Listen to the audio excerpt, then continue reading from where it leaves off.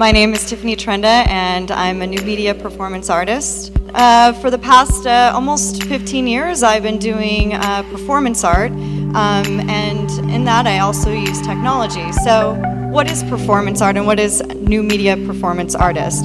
Well, I do live performances and use technology with that. And I'm very interested in screen culture, in that what is our relationship to screens?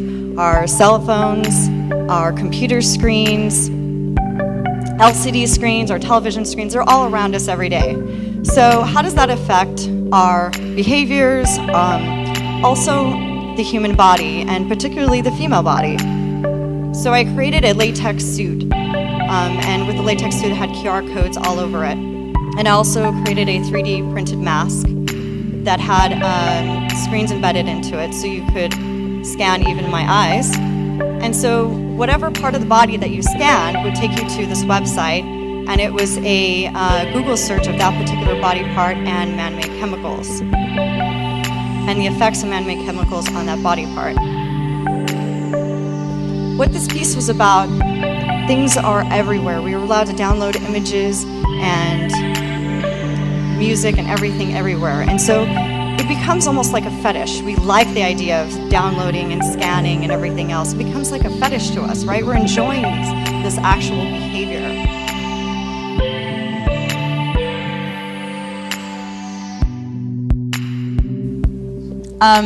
This piece was inspired by 1968 Valley Exports piece, Tap and Touch Cinema, in which the public was allowed to come up and touch the breasts of the performance artists. But what I thought was very interesting about the piece was that it's these intimate spaces that you're in a public domain. And I thought about that, and I thought, well, what about today, in which, how would we redo that piece? And I thought, well, that's the cell phone, right?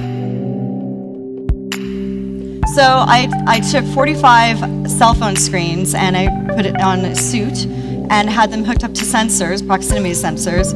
And so when you got closer to the suit, it actually displayed the most said words between men and women, which is go ahead, it's okay, and don't worry about it. And you could also touch the screens, and they would reveal an image of my body underneath the suit. What was interesting about this piece that was different from Body Code was, although Body Code I was still, and it was kind of similar, each time I did piece was very different, and I had different reactions, and this all over the world when I would perform it. And sometimes I would get people that did not want to be touched. And some people really wanted to be touched. Because during the performance, I would go up and I would hug people and I would caress them and touch them.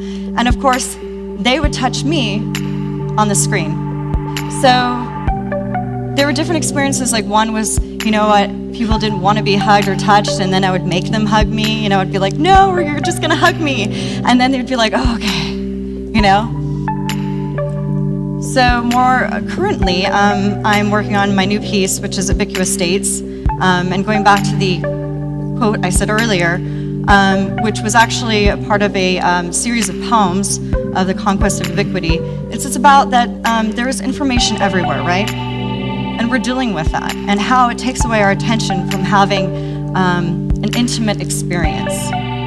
And so with this piece, we want to go further than proximity cinema, and I almost want to measure out how much we can have a live experience, an intimate experience, versus the physical versus the virtual. And so this piece is about measuring that, and I can measure it like how much maybe women to men are, or just in people in general.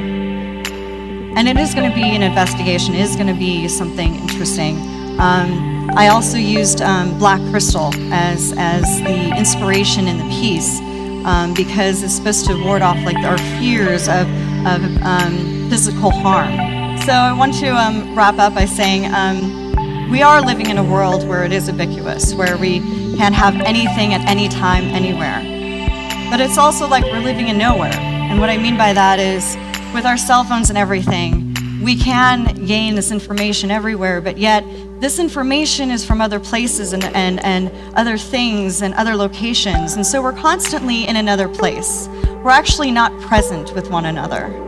And so I think in the future, we need to think about making things that are about our emotions and about our physical body and about how we can have these experiences that are real and intimate and being authentic with one another.